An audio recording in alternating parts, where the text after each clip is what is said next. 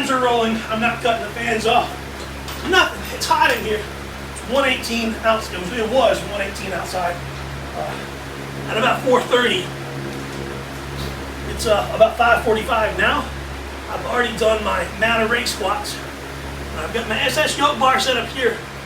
So before I start getting all funky, I wanted to just take a second to talk to you about what we talked about through email the other day. And that's basically determining your squat stance.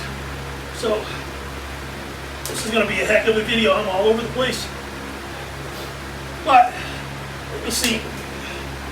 Now I know, because I've done this for so many years, I know that my box squat stance for me is right about here. I know this is where I need my feet. So when I go down, that's where I'm going to be. A fairly power position. I add the bar onto that.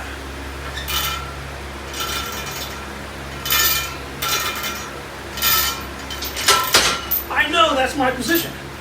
But we're working in new territory with you. I also know that if I remove the box, that my stance has to come in a little bit. Anywhere between 1 and 3 inches per leg is where my stance will come in if I remove the box. But when I do that, I'm going to push my knees out even more, directly above my ankles, and a hard arch as well. So we always hear people talk about, getting stacked and stacking the weight. Well, I want to basically stack the bar from here. I want to make sure my hips are stacked. I want to make sure my knees are stacked. And ankle and midfoot are stacked. So if any point I'm like this, then I'm not stacked. It's going to put funky pressure on my hip flexors instead of my hips. Right here is the hip socket, or the majority of the hip and butt muscle. Once I go out, my back is tight too. Once I come in, I've just lost my arch. Because I've got back problems, I can feel that I just lost the arch in my low back. When my knees come in, it stretched everything this way, stretched this way, and it pulled my low back apart this way. When I go here, there I am there. I know you can see it more, so that's the way I should be squatting. If it comes in, the pressure's here on the knees instead of midline. Actually, when it's kind of midline, I get to use my abductors a little bit more. Stack down to my heel / midfoot gives me a strong base. If anything's going in, it starts putting pressure on the inside knee, outside knee, tibialis, foot, ankle. And once you start stacking heavy weights on the wrong spots in weaker places, bad things start to happen. I'm not a doctor, I'm not a physiotherapist, I can't tell you, but even common sense would tell you, you want the biggest joints and the most muscles all working together. You don't want a complex movement working on, concentration curls or hamstring curls. You want it on a big compound, list of muscles. Okay? So one of the ways I think that people mistakenly set up is that you're told, find your powerful stance. What stance do you feel powerful in? All right, let's get up to the bar. All right, this feels pretty powerful right here. And then when you miss the lift, nobody misses the lift here. Like I'm watching you squat and your knees are like outside of your feet. Or your stance is so wide that you're coming in like this. So it makes sense to take your weakest spot and find your strength position there. So when you're at your squat, this is as deep as I'm going. I'm on a Bosu ball, I'm on foam, and I'm on a box. And if you watch, as I add weight to the bar, and I'm going to hold a bar as well when I do this today, but as the weight gets heavier, I sink more and more into this Bosu ball. So I get a little bit deeper every time.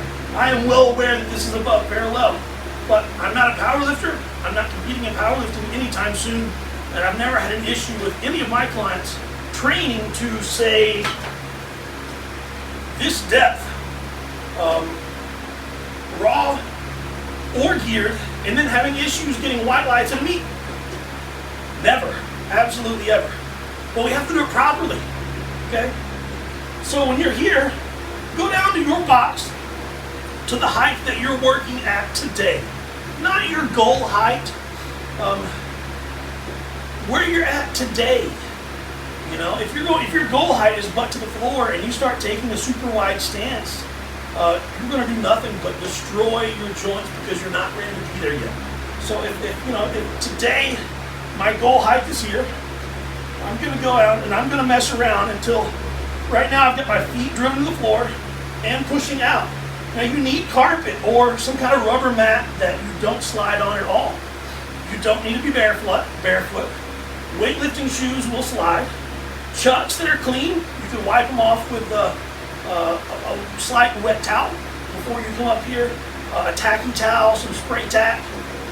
This is an extremely dusty area. I mean, I can see the sea from there. It's an extremely humid environment, and we have not had a drop of rain. I mean, not a drop of rain. Not a drop in over 6 months. And we're still, let's say, 6 weeks out from getting our first drop of rain, in this season. So it gets really dusty, and I've got a bottle of water back here. I'll dump some water on the floor, walk through it, and then take 1 or 2 steps through some carpet, and then grab it. That way my feet will stick to the carpet. But you need to be able to push down and out. Well, and I'm hoping you can see my quads. I'm pressing down and out, which locks in my arch as well. You see, I'm not tilted forward like this. I'm not leaning back. I'm not pulling my legs back. I'm driving down and out, and I can feel my hips rocking and locking right now. So once you found that position, that is your strength position. Then try to do it with a bar. Whether you've got your yoke bar, you've got a camber bar, you also have a regular squat bar. Try it with that, because once you put a bar on your back, especially the regular squat bar, that's going to force you to arch. And arching is going to make your hips not want to go as deep. And you think, well, that's a bad thing, because I'm not going to get as deep. Not really, because as your joints, and I don't mean bones, I mean your connective points on your body, as they start to get tight, wound up, that's creating leverage. So you don't need to hit depth with one plate. It would be great if you could. You need to for weightlifting, because you're going to be flying back up. You're not squatting in weightlifting. Right here I've got my bar. You notice when I use the SS yoke bar, I don't round forward like you see people doing. You still got to tuck back, head up. I've got my spot. Now I'm going to go down. I go through my checklist. Do I feel strong? Do I need to be a little bit closer? A little bit wider? And once I look down, I start losing my arch. But I've got my feet pretty much where I want. Belly stuck out. Hard arch. Butt back. I'm on the box. You know what? I feel this is a good power position. Boom! There I am. But if I search for that power position up here, or if I said, okay, Clint told me I need to get my stance out wider, so let's just throw my feet out wider and wish for the best. That's a great way to end up with an injury or pain in a hip, a knee, an ankle, your groin, your back especially. People don't think so. One of the big reasons that a box squat, 2 big reasons a box squat will hurt your back is, one, you're messing up your arch, whether you're not ready for that wide of a stance, or for whatever reason you're losing your arch. I do it all the time. I get to the box and have a little, oh, I lost it, gained it on the way up. Or you're falling onto the box the last couple of inches. You see people do that all the time. You don't want to do that. You've got to find your position, balls to the box, and then come up. Try using an absolutely terrible quality Bosu ball. Not this one. This one's good quality. And I guarantee you it's going to be stuck in your mind. I'm not going to fall on that sucker. It's just going to explode and rip my daddy parts off. So, again, find your feet width, your power position that you can get locked in, hips, knees, feet, and drive from. Get a good arch, upright position with a barbell on your back. Find that position for today and stick with it that day. Because you're going to have days that are good and days that are bad. That's okay. What if you get to meet day And you're like, well, Clint told me, and I've been training at the super wide stance, but I didn't sleep at a Holiday Inn Express last night, and my back is all jacked up today. Do I stick with that same wide stance? No!